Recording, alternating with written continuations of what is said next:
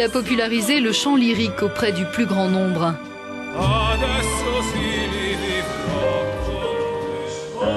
Musica a rencontré Andrea Bocelli en Toscane, à Lucques, lors d'un récital donné pour l'ouverture d'un congrès de l'UNESCO.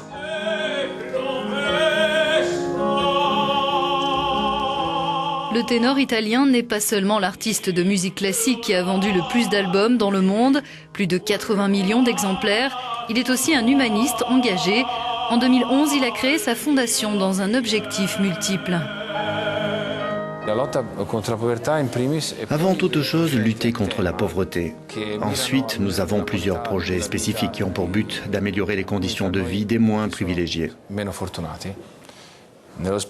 avons notamment financé un projet avec la prestigieuse université de Boston, le MIT, et nous espérons concevoir des appareils qui permettent aux personnes aveugles de surmonter à tout jamais une part de leur déficience.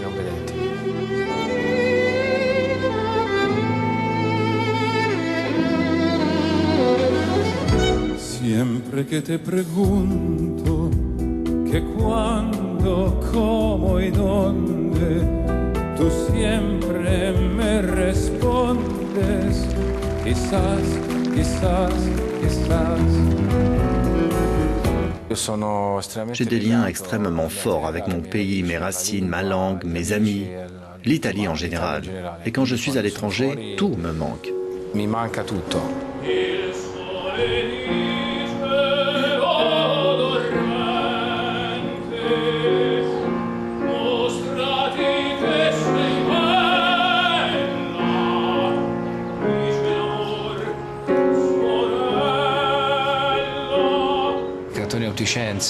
Caton d'Utique disait « C'est dangereux d'apprendre aux soldats à lire ou de leur permettre d'écouter de la musique parce qu'ils oublieront l'art de la guerre. »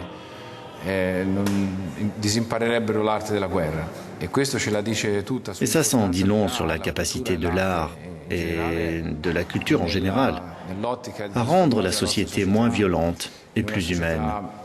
Meno violenta, più profonda.